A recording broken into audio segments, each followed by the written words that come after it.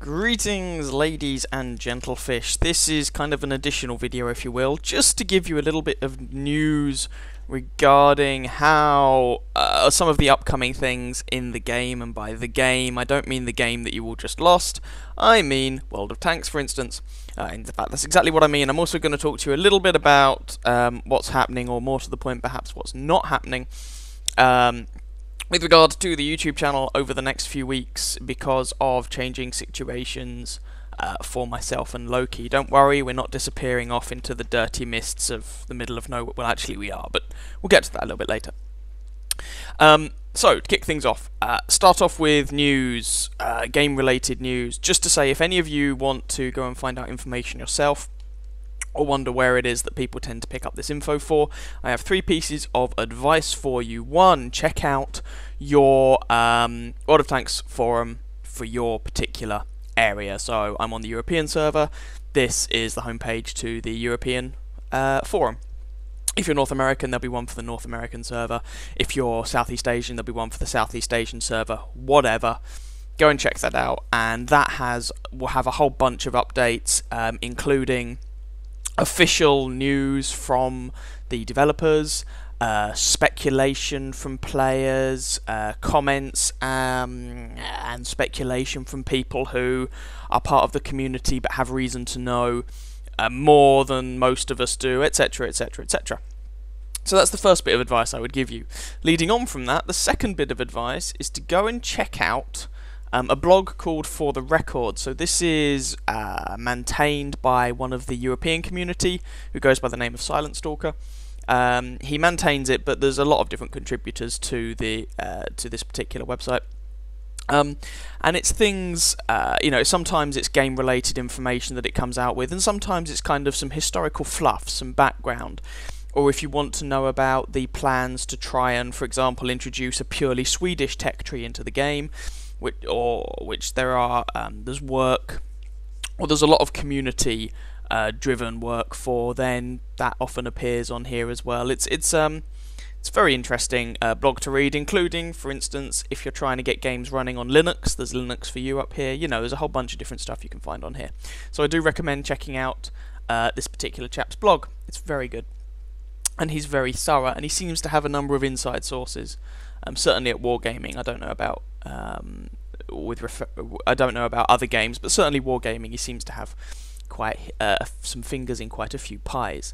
Third bit of advice I would give you is to check out another YouTuber by the name of Barrett Prime. He's not a massive YouTuber, he's a bit bigger than I am, but he does regular game news and update videos. So if you want to find out more information about any of the stuff I'm going to talk about, go and check his channel out. He tends to go into a lot more detail than I'm going to do. I'm just trying to give you a brief overview and an idea of what's actually going on.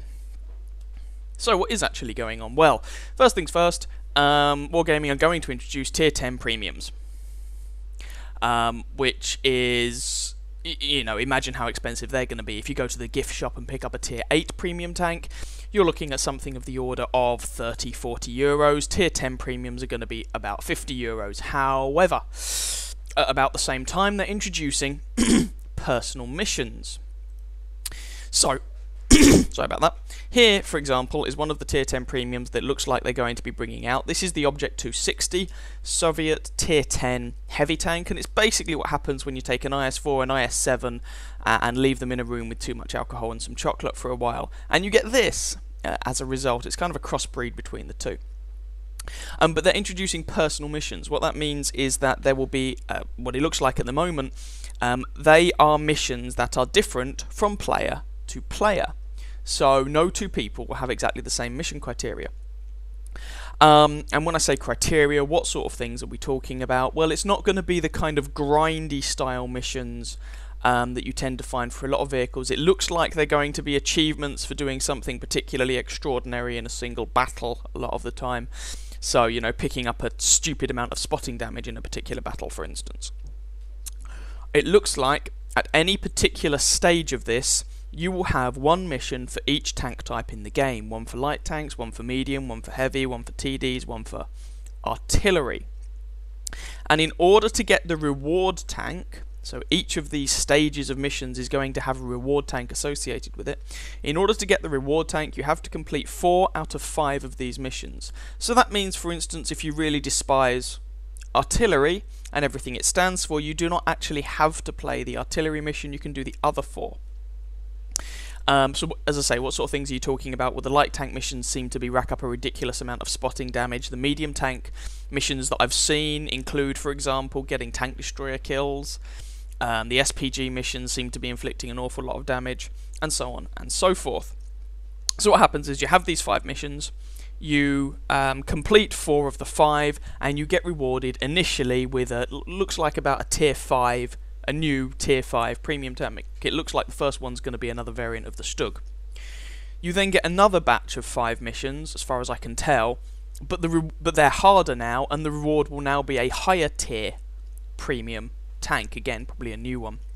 So what you've got is this kind of sequence of missions. Each time they get harder and harder, but the rewards also get greater and greater. So the only way to obtain the tier 10 prize, so for example the Object 260, is to have gone through in sequence all of the other gifts. So to have obtained the tier 5 gift, the tier, I don't know if it's going to be 5, 6, 7, 8, 9, 10 in order, but say the tier 5 gift, the tier 7, the tier 8, the tier 9, and then the tier 10 or whatever. So this is actually going to be quite hard to obtain. However, worth pointing out, as far as I can see, these missions are not time limited. i.e., you can pick up the reward whenever you want. It's not necessarily easy to do, but you don't have the pressures of time weighing down on you. And as I say, it looks like a lot of the time, maybe not all the time, but a lot of the time the missions are going to be rewarding you for some particularly outstanding something in a game, so a stupid amount of damage, or, I mean, it looks like, for example, a tank destroyer mission might be do over 10,000 damage in a game, or something like that. So some astronomical amount of damage. So that's the personal missions and the new high tier premium tanks, and you can see as this picture itself is from Silent Stalkers for the Record blog, so get a little bit of a plug in there for him. On the subject of missions, if you have a look at your missions tab, I believe throughout the month of December there is a mission to enable you to get your hands on some gold, not vast amounts of it, but some gold, and around New Year's time there's going to be another mission to get your hands on a T-34 variant. So this will be a tier 6 premium tank. So you might remember last holiday period, Christmas/New Year, there were a series of missions to get your hands on an IS-6. There's also been a Super Pershing not that long ago. It's going to be that. Sorry. It's going to be that style of thing. So it looks like the requirements are going to be racking up 50,000 experience in each nation in the game at tier 6 or above, by the look of it. Each time you do that, so let's say you rack up 50,000 experience in the Americans, for instance, you will then be rewarded with a token, and B, 3 days of premium account. So premium account experience is incorporated, and daily doubles and all that jazz is incorporated into this 50,000 target. And then if you were to do it in the Russians, you'd get another token and another 3 days premium.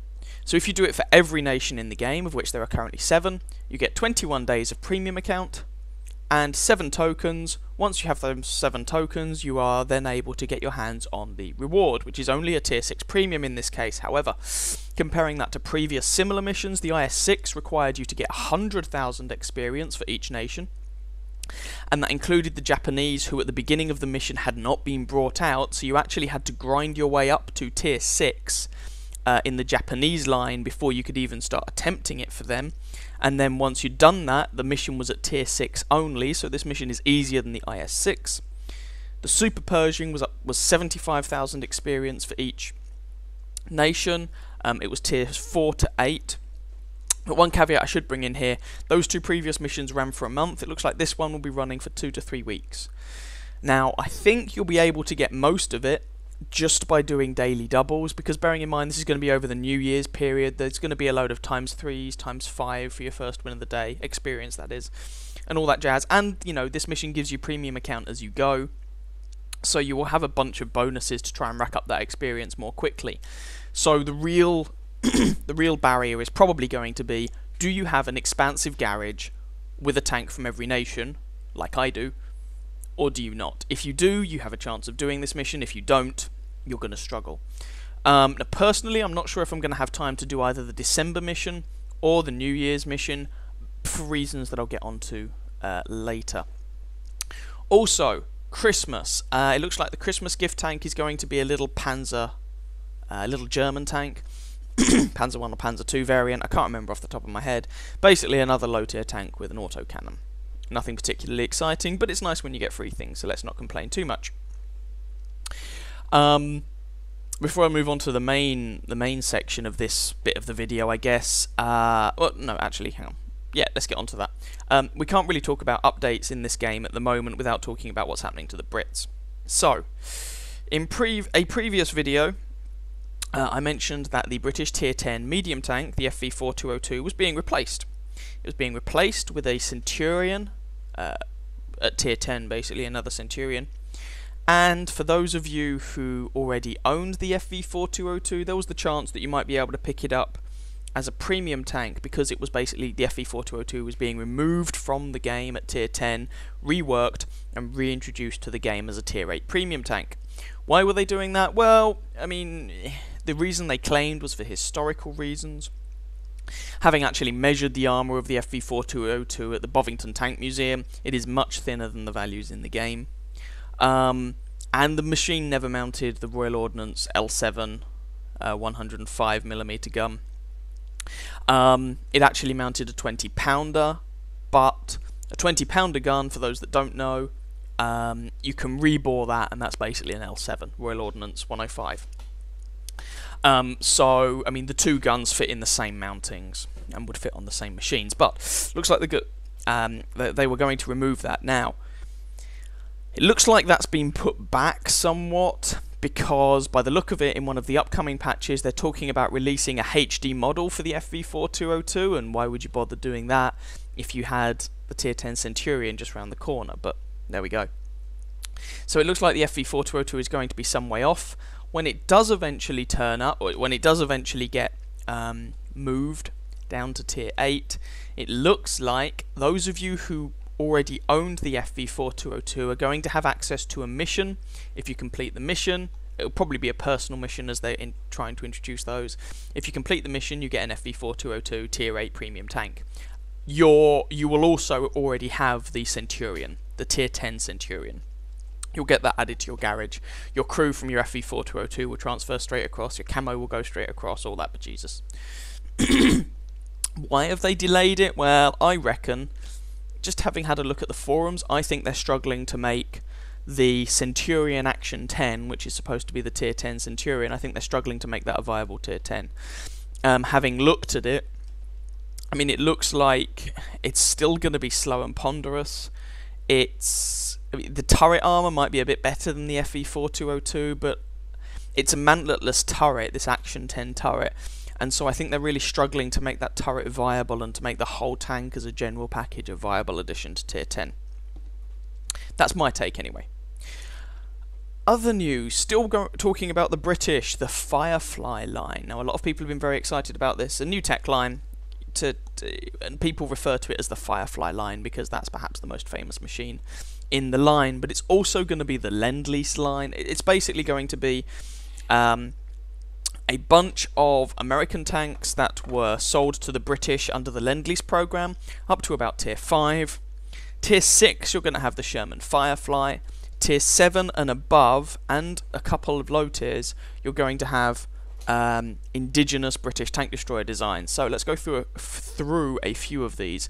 I'm not using the leaked game images, whatever. I'm using the historical images, and I'm just going to try and give you a flavour for what each machine will be like. So down at Tier 2, you're basically getting another version of the M2 light tank. For those of you who, are familiar with this on the American tech line, don't expect it to be massively different from that. That's the sort of thing you're dealing with. Something like a 37mm gun, armour for the tiers okay, it's a light tank, fairly quick, etc, etc. People aren't getting massively excited about this, but this is one of the Lend-Lease tanks. So yeah, you have the M2 light tank moving up to tier... so that looks like it's going to appear at tier 2. Moving up to tier 3, it looks like you're going to get a variant of the Stuart. So it looks like we're getting the Stuart 1 at tier 3. This is a little unusual, as I don't think we have a Stuart in the game at tier 3 yet, but whatever.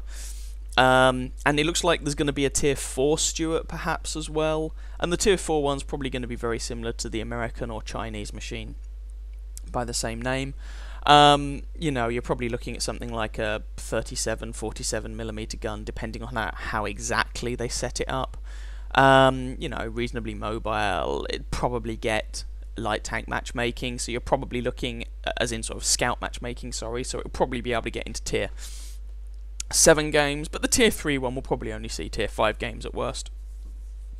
So yeah, it looks like you're going to get a pair of Stuarts at tiers 3 and 4. It looks like also at tier 4 we're going to be getting the Grant. Now, some of you may be looking at that and thinking, oh god, that looks very familiar, and it should. The M3 medium tank was an American tank introduced as a stopgap measure. It was designed to just fill a hole and whack a 75mm gun on the battlefield as quickly as possible. The Brits got hold of Lend-Lease versions, and they called the M3 with one turret the M3 Lee, which is the tier 4 American medium tank that most people despise, and with a slightly different turret, they called that machine the M3 Grant. And so basically at tier 4 you're going to get the Grant. It's, as far as I can see, it's probably going to be almost identical to the American M3 Lee, and you're probably going to hate it and despise it. But if they have a Stuart alongside it as an option at tier 4, you might want to play that as well. But if you really don't want to play a scout tank, you can play the Grant. I guess you've got a bit of option there in all likelihood, depending on how exactly they set out the tech tree. Moving further up, we get to tier 5. At tier 5, it looks like we're going to get the Sherman Mark III. So, another Lend-Lease tank, obviously. You're probably looking at something very similar to the Sherman we already have in the game. In fact, I struggle to see exactly how they're going to differentiate them, but, you know, whatever. Stock gun will probably be a short-barreled 75mm. The Sherman 3 could mount the M1A2 76mm gun, so I do wonder if what we're actually going to see in the Sherman 3 is a Sherman with the option to mount the M1A2. For those that don't know, that's the gun that you get on the tier 6 American mediums, the Jumbo and the Easy 8. So it might be able to mount the M1A2 76mm gun, but give up a bit of mobility in order to do that, or something like that. You know, British tanks tend to focus more on firepower than the Americans, so I wonder if that's the route they're going to take to try and differentiate it from the tier 5 American machine. But there we go. Another inevitable Sherman at tier 5. Moving up to tier 6, this is a machine that lots of people were getting excited about. One of the more iconic tanks of the Second World War. It's the Sherman Firefly. For any of you who have been living under a rock and don't know quite what this is, this was an attempt, a successful attempt, to whack out a tank that could kill a Tiger. So it's basically a Sherman tank that has had a Royal Ordnance quick-firing 17-pounder gun mounted in the turret. Now, the problem with doing this was that the 17-pounder cannon breech is relatively large, so in order to mount this gun in the turret, they had to turn the gun sideways, and it led to quite a cramped turret. But it did the job. It can happily kill a Tiger from like 1,000 feet away, or 1,000 yards. Sorry. For those that don't know, it's about a kilometre. So it looks like we're getting this at tier 6. So with a 17-pounder, so you're looking at 150 average damage, 171 penetration. So if we compare it to the American mediums, we're looking at a better gun. What are we going to sacrifice? Well, you might sacrifice some mobility, and I also think you're going to sacrifice soft stats and things like gun depression. The cannon breech was very large, and so there wasn't much room in the turret, which means that there isn't actually much room to depress the gun before the cannon breech smacks on the roof, potentially. So I doubt you're going to see the 12 degrees of gun depression you see in the American tier 6 medium tanks, but there we go. This is also one of the many, many, many machines in this lineup, in the new British line that gets the 17-pounder gun in one form or another. So yeah, 170 pen, 150 average damage, or technically 171 penetration average, whatever. I'm expecting it to perform in a similar manner to some of the German medium tanks. Historically, the 17 pounder and the L70 75mm guns were not worlds apart. And so I'm expecting similar kind of performance, more focused on the gun, less focused on the tank itself. Of course, there'll be people who are disappointed when this tank is introduced because they've been wanting to see a Sherman Firefly for about the last God knows how many years, and this machine will obviously be balanced in-game at tier 6, and it will be a medium tank, not a tank destroyer. Some people suggested it should be a TD, especially how it was used, the reason why it was developed, but the fact remains it's a medium tank, and Wargaming tend to stick with the designation the nation using the machine gave it. For example, if you look at the Chi-Ha tier 3 tank, that was a Japanese tank. They classified it as a medium tank, the rest of the world classified it as a light tank, and it appears as a tier 3 medium tank in the Japanese tech tree, and a tier 3 light tank in the Chinese tech tree. So Wargaming tend to stick with the designation that the user country used, and this is basically a medium tank. So it will be a medium tank. This is also the last of the Lend-Lease tanks. So the rest of the tanks are entirely British indigenous designs, they're not brought over from the States. But to start with those, we have to jump back down to tier 5. Now, I think what we're going to see is two tanks that form a transition from one of the other tech lines to the new line, so that if you want to skip past the Lend-Lease tanks and get to the higher tier tank destroyers, you can. And I think this is going to branch off from the tier 4 Valentine. This is the Archer. This was an attempt, a successful attempt, to whack a 17-pounder gun, 17-pounder again, on a chassis to give the Brits a damn good tank destroyer, essentially. Now this is a Valentine chassis, hence I think it's going to come off from the Valentine, and I think this will also give the Valentine a better place in the British tech tree. At the moment, you know, you get a choice between the Valentine and the Matilda, you pick the Matilda because it's better. But the Valentine, I think, is going to give you the option of going down the British Heavy line, the British TD line, or this new British TD line, sorry, or the British SPG line. So it will give you a lot of options, which I think people will like if they don't want to play a bunch of low-tier tanks. So, a couple of interesting things to note about this machine. The gun was mounted backwards. What you are looking at here is the rear of a Valentine chassis, so you've got the gun pointing out over the rear. What does this mean in practice? Well, it means a couple of things. Firstly, the Valentine chassis is going to have good armor, but the rear armor of a Valentine is not so hot. So your armor at the front is probably going to be quite poor. I mean, obviously this gun shield thing is also going to be quite naff. And secondly, expect quite a narrow gun traverse as well. Secondly, this thing is going to go faster in reverse than it is going forwards, much like the tier 7 British artillery piece, which I think some people are going to take some getting used to. In fact, I think a lot of people, / everybody, is going to take some getting used to that. Now, at tier 5 on a tank destroyer, the 17-pounder is a relatively powerful gun, but this is not without precedent. The tier 5 French tank destroyer gets the 17-pounder as a stock gun. But there we go. It's going to be, I don't think it's going to be very mobile. This is going to be a very, playstyle-wise, a very traditional tank destroyer. Find a bush, hide behind the bush, have lots of cover, shoot up the bad guys from a distance.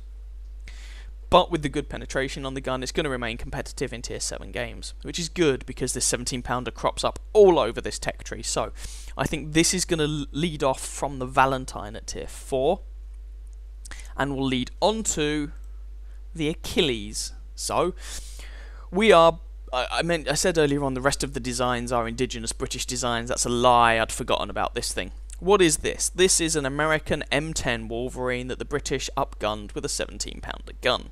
The Brits did this quite a bit in the Second World War. Now this is probably going to be at tier 6, and so it's competing with the Jackson and the Hellcat for the turreted tank destroyer slot, if you will. And how does the 17-pounder compare to the 90mm the other two tanks get? Well, it gets better penetration, worse alpha damage, basically. 171 pen versus 160 for the Americans, 150 average damage versus 240 for the Americans.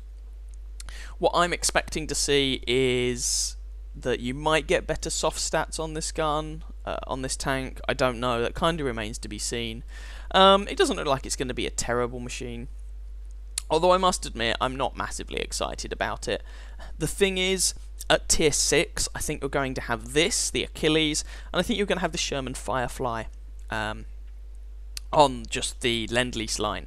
And if you compare the two, it is my expectation that the Achilles will get better aim time, accuracy, reload, all that jazz on its gun, but that the Firefly will have a fully traversable turret. I mean, and so does this, but the Firefly's turret will actually traverse at a respectable speed. This turret traverse is going to be very sluggish. It's a tank destroyer. So I think the Firefly will probably be a little bit more comfortable to play, perhaps. But I don't necessarily think this is going to be a bad machine. It'll be interesting to see which one of those ends up being the most popular. I'm guessing the Firefly just because it's a Firefly, but I could be wrong. I could be wrong. So, we've got this and the Firefly at tier 6, and these two tank lines, or research lines, whatever, are then going to converge, I believe, at tier 7 into the Challenger. Don't get too excited, this is not the modern Challenger / Challenger 2, the modern main battle tank. The Challenger / Avenger, basically the same thing with a different turret, was a proposal to take a Cromwell chassis, or a modified Cromwell chassis, and give it a 17-pounder. As I said, the Brits did a lot of this, here's a tank, but we want it to kill tigers, have a 17-pounder. And this means that what you've got is a relatively mobile tank with what was historically a good gun. Now, this is technically going to be a tank destroyer. It's got a fully traversable turret, but that turret's going to be armoured with tissue paper and wishful thinking. The armour on the tank in general is going to be tissue paper and wishful thinking. It's going to be very fast. The turret traverse is going to be very slow. And for a tier 7 tank destroyer, that 17-pounder is starting to look rather ropey. So, this is the last tank to get the 17-pounder as a top gun. And really, I guess we have to compare this to the T-25/2 as the two turreted tank destroyers at tier 7. Well, what I'm expecting is this, the Challenger, to be faster, but if you were going to look at all overall, you'd probably say that the T-25/2 gets the better gun. And a lot of people find the gun disappointing on that machine, so we'll see how that goes. But I think this is going to be a very mobile tank destroyer. And I think it's actually going to prepare you a little bit for the playstyle of the tier 8. So let's move on to the tier 8, because I think that's one of the most interesting machines in this tank line. So from this, Charioteer or Avenger, they're basically different turrets on the same chassis. You move to, sorry, not the Charioteer, Challenger or Avenger. You move to this, the Charioteer. Well, the Charioteer was a post-war design. What was the rationale behind it? Well, essentially, it was the British Army going, oh my god, we've got a whole load of Cromwell tanks with 75mm guns that probably aren't going to do a great deal now in a modern battlefield. Let's give them a bigger gun. So, again, we've basically got a Cromwell chassis, much like the Challenger, with a turret, and that turret is going to be very flimsy, and you're going to notice this throughout the rest of this tank destroyer line. You know, in a similar way to the German turreted tank destroyer line, the turrets are very, very soft. It'll be interesting to see exactly how soft, and whether they're just HE penetration central. So, yeah, Cromwell chassis, flimsy turret, 20-pounder gun shoved in the barrel, shoved in the turret. Ish. So it looks like... It depends how generous Wargaming want to be.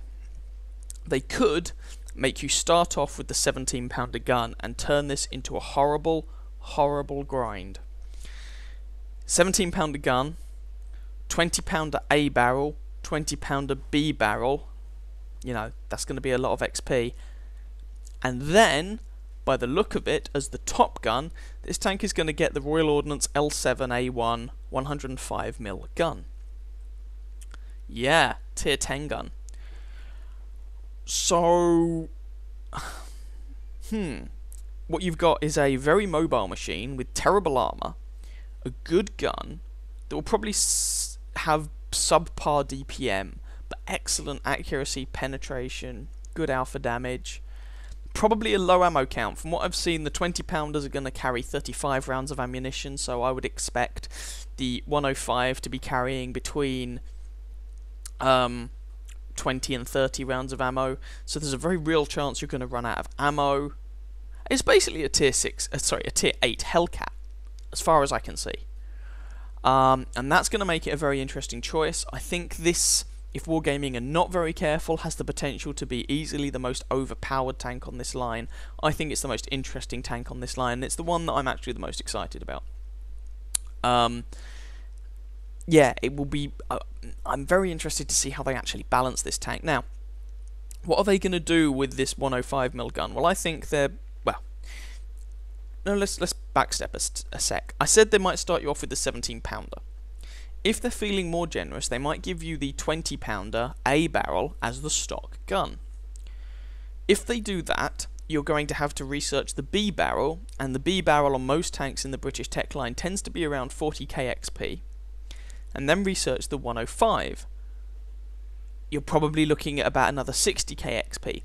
Grinding out just the guns on this tank is probably going to cost you at least 100,000 experience. This is going to be a very expensive machine to research. And I'm not sure if that 105 is going to be used on any tank afterwards. So because this plays like I think this is going to play like a tier 8 Hellcat, I think this is going to be a very popular tank. Especially for people who are vaguely competent and better, because you sacrifice that armor. You can't just sit there and trade shots. Or, you know, if you have a bad internet connection, you're not going to like this tank, because if it gets shot, you're not going to be able to react in time to run away. That sort of thing. But I think Wargaming have the option then of saying, right, the tier 9 is not going to have access to the 105 gun, meaning that this 105mm gun becomes unique to this tank. You know, the tank destroyer version of the 105. And so if you want to play this tank fully upgraded, it costs you an extra 60 odd KXP to get the 105, but that will not carry on down the tech line. You have to want to play this machine. Maybe they will let you use the 105 on the next tank. I don't know. But I wouldn't be massively surprised if they didn't. But as I say, this is, in my opinion, one of the most interesting tanks in this new tech line, and the one I'm really looking forward to. You know, a 105mm gun that will do 60 kilometers an hour. Colour me intrigued. Now, that leaves tiers 9 and 10. I had problems with tiers 9 and 10 the first time I saw what they were thinking of doing with this tech tree, but we'll get to that in a bit. So, tier 9. This is the FV4004 Conway. Basically, the program was to take a Centurion hull, give it a dirty great turret and a 120mm gun. So that's the Royal Ordnance L1A1 gun. So at tier 9, you're looking at the same 120mm gun that you get on the Tortoise, also a tier 9 tank destroyer. So the Tortoise obviously has more armour, although it does have dirty great big weak spots. This thing, the armour's not going to be particularly good, but it does have a fully traversable turret, which is going to get the better gun soft stats. Well, the Tortoise soft stats are excellent. I struggle to see how the soft stats on this machine would be better. You know, things like rate of fire, accuracy, aim time, all that jazz. So I think the Tortoise will probably have the better gun. I don't know. I guess we shall wait and see what it is how this machine actually develops. I must admit, I'm not particularly excited about this, but whatever. So this is the FV4004 Conway, leading on to at tier 10, the FV4005. Now, you might think that looks very similar to the Conway. That's because it is very similar to the Conway. It's basically a Conway with a slightly bigger turret and a bigger gun. Now, if you've seen one of my previous WoT News videos, you might have a sense of apprehension here, because at the time that I made that video, the rumour was that this thing was going to mount a 183mm gun, i.e. the same gun as the FV215B183, also known as the Death Star, but that it would get a 3-shell autoloader. One thing I do not think this game needs is an auto-loading Death Star. That just sounds horrific. Having looked at it, as far as I can see, this is not getting an autoloader, thankfully. It's basically just going to be another 183mm gun armed tier 10 Death Star style British tank destroyer. As far as I can see, you are looking at something with better gun stats than the Death Star, so better accuracy, better aim time, possibly a better reload, all that jazz. But the flip side is it doesn't have the Death Star's armor, and the armor on the Death Star is not brilliant to start with, but I mean the turret on this thing is basically going to be made out of fairy wings. You're probably going to be able to penetrate it with most HE rounds that look at it, you know, kind of think Waffenträger style. So this actually I think is going to have quite a few things in common with the Waffenträger. Any armor that the tank has is on the hull. Shoot it in the turret, you'll be able to pen it with HE. My god, the gun is scary.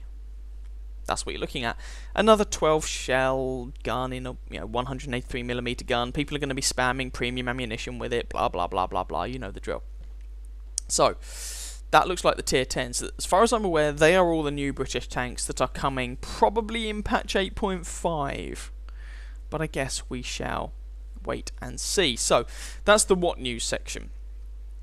Channel updates. Okay, so firstly, big thank you to you all. As I record this, we are sitting at 101 subscribers. I've actually had someone send me a message saying congratulations on the 100 subs, and thank you very much. I would like to do something a little bit special for it. Probably, well, almost definitely enlisting Loki's help, but that may not be for a while. Because, right, so this ties into the reason that I don't think I'm going to be able to do the December mission. I don't think I'm necessarily going to be able to get the free premium tank for doing the mission over New Year's, because I am coming to the end of my PhD very, very, very soon. I'm very close to submitting my thesis, and I have a new job, which involves moving. It involves moving to Scotland, which is a massive pain in the backside, but there we go. So it's going to take time to get set up there. It's going to take time to actually move. It's the reason that some of you haven't seen me in the game very much lately. I do have a bunch of video footage to show you. Well, I have a bunch of replays to get processed and show you, but it takes time to record the videos, to render them, etc. So I apologise in advance if there aren't as many videos over the next few weeks, or however long it's going to take. Because, as I say, I'm moving and everything's all a little bit screwy. So hopefully you'll still stick with me, and I will try and get some things out there, but it's probably not going to be as much as I, or maybe even some of you, would like. Yeah, so that's basically everything for the channel news. As I say, a big thank you. When I do the slightly special thing for 100 subscribers, I might do a little competition alongside it, but as I say, that's going to be delayed for some time, so don't get yourself too excited about that just yet.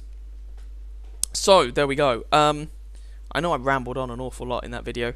I spent a lot of time talking, so I hope you guys were able to put up with it. I hope you found it vaguely interesting or informative, and stick with the channel even if there isn't necessarily going to be that much content over the next few weeks, or however long it takes to move, get internet set up, and just do all that stuff that's associated with it. And even then, after that, I'm going to be rather busy.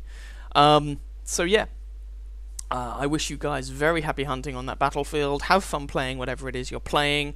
Good luck with your own careers and occupations and whatnot. And hopefully I shall see you in the not too distant future.